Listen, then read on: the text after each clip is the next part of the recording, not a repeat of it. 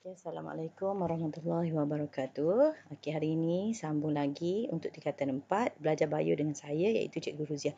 Okay, jom kita berjaya bersama dengan contoh proses pengangkutan pasif dalam organisma dan menjelaskan dengan contoh proses pengangkutan aktif dalam organisma. Okay.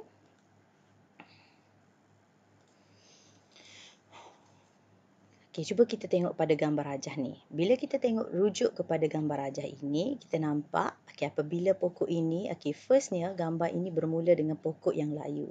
Apabila disiram dengan air, pokok itu pun menjadi segar semula. Kemudian, next kita pergi kepada contoh yang pertama, iaitu proses resapan ringkas. Contoh bagi proses resapan ringkas adalah pertukaran gas respirasi antara alveolus dan kapilari darah. Seperti yang kita tahu, alveolus berada di mana? Ianya berada di peparu.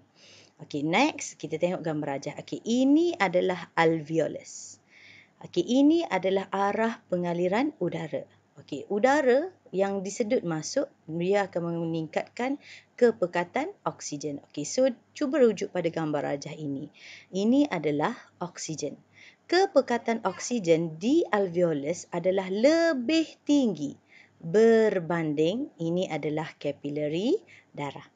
Maka apabila kepekatan oksigen lebih tinggi ataupun kita juga panggil tekanan separuh oksigen lebih tinggi di dalam alveolus berbanding kapilari darah, maka oksigen meresap masuk ke dalam kapilari darah secara resapan ringkas. Kalau kita tengok dekat sini, tekanan separuh oksigen dalam alveolus lebih tinggi berbanding dengan tekanan separuh oksigen dalam kapilari darah.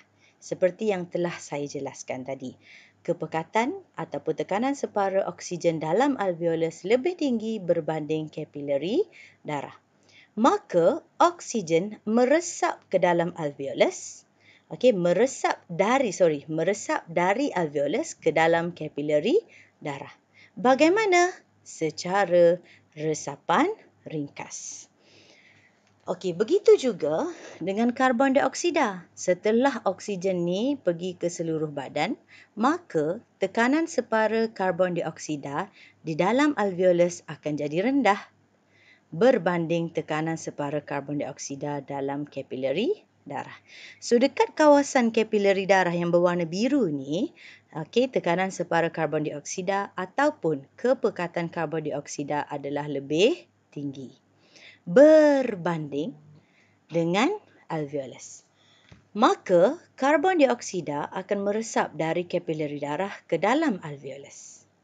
Cuba tengok dekat nota dekat sini, tekanan separuh karbon dioksida ataupun oksigen adalah sama dengan kepekatan. So dalam peperiksaan, awak boleh sama ada nak guna tekanan separa ataupun kepekatan.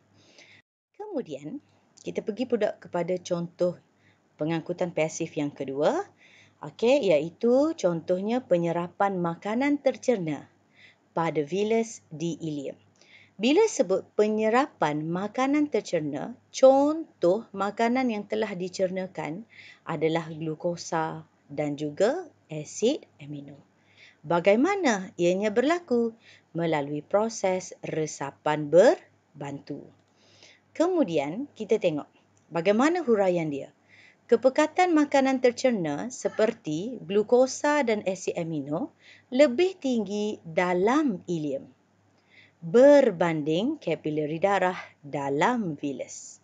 Maka glukosa dan asid amino meresap ke dalam kapilari darah melalui resapan berbantu. Apabila kita rujuk kepada perkara ini, apakah ayat sentence yang pertama? Sentence yang pertama adalah merujuk kepada kepekatan makanan tercerna. Maksud dia kepekatan glukosa dan asid amino lebih tinggi. Di mana? Di ileum. Mesti ada perkataan berbanding kapilari darah di dalam vilus. Maka kita pun barulah kita terangkan bagaimana glukosa dan asid amino tadi meresap. Bagaimana? Secara resapan berbantu. Okey, jom kita tengok rajah dia. Okey, kalau kita tengok pada rajah ni, okey, ini adalah villus. Satu villus. Villus ni adalah unjuran di dalam ileum. Okey. Dekat kecil ini adalah microvillus. Okey, di dalamnya terdapat kapilari darah. Dan di tengah ini adalah yang berwarna biru muda ni, ini adalah laktil. Maka makanan tercerna iaitu glukosa tadi, ini menunjukkan kepekatan glukosa. Okey, kepekatan glukosa adalah tinggi di dalam ileum. Tetapi dalam kapilari darah ni, dekat kawasan ni, kepekatan glukosa adalah rendah. Maka glukosa akan meresap masuk daripada ileum. Dia akan terus masuk ke dalam kapilari darah. Sama ada glukosa ataupun asid amino lah. Okey. So, di sini bagaimana penyerapan makanan tercerna tadi berlaku? Secara resapan Okey, kemudian kita tengok contoh yang ketiga bagi pengangkutan pasif, iaitu osmosis, proses osmosis. Seperti yang telah saya jelaskan, osmosis ni hanya untuk molekul air sahaja. Osmosis contohnya peresapan air ke dalam sel rambut akar. Suka saya tegaskan peresapan ke apa? Air, iaitu molekul air. Okey, sekarang ni kita tengok bagaimanakah huraiannya. Air tanah mesti kena guna air tanah, bukan air dalam tanah. So, kita jelaskan di sini air tanah adalah hypotonik. Kena ada perbandingan. Berbanding dengan kepekatan subsel akar. Okey, kat mana air tanah? Okey, dekat luar ni, ini adalah kawasan air tanah. Okey, sebab guna mouse, jadi tulisan pun cantik sangatlah ni. Okey, maka dekat dalam ni adalah kepekatan air dalam subsel. Subsel ni adalah kandungan di dalam vakuum. Okey, so sekarang kepekatan air adalah hypotonik. Apa maksud air hypotonik tu? Maknanya kepekatan air di dalam air tanah adalah tinggi berbanding subsel. Menunjukkan kepekatan air dalam subsel ni adalah rendah.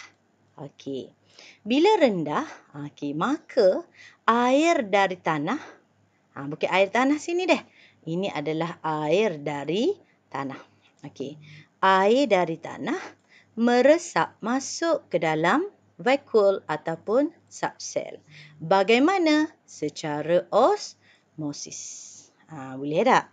Okey, next kita pergi kepada contoh yang ketiga. Ni berbeza. Kita dah masuk kepada hasil pembelajaran yang lain, iaitu kita nak tekankan kepada pengangkutan aktif. 3 contoh yang sebelum ni adalah pengangkutan pasif. Okey, bila sebut pengangkutan aktif, kita dah belajar ianya mesti menggunakan tenaga. Dan juga daripada kawasan kepekatan rendah ke kawasan kepekatan tinggi. Hak ni menentang cerun kepekatan. Okey, contohnya, contoh pengambilan ion dan garam mineral ke dalam sel rambut akar. Cuba kita tengok rajah. Okey, rajah yang sama. Okey. Cuma yang tadi kita belajar air. So sekarang ni kita tengok ini pengangkutan aktif melibatkan ion dan juga garam mineral. Bagaimana huraian dia? Okey, sekarang bila pengangkutan aktif, suka saya jelaskan di sini. Ini menunjukkan kepekatan ion dan garam mineral dalam subsel akar lebih tinggi berbanding air tanah. Maksudnya, dekat kawasan luar ni, kepekatan ion dia adalah rendah. Maknanya, dalam subsel ni, kepekatan ion dia adalah tinggi. Tetapi ion diperlukan oleh tumbuhan. Maka, ion diangkut dari tanah ke dalam sel akar menentang curun kepekatan menggunakan tenaga. Bagaimana? Secara pengangkutan aktif. Boleh tak? Itu untuk contoh-contoh bagi pengangkutan yang berlaku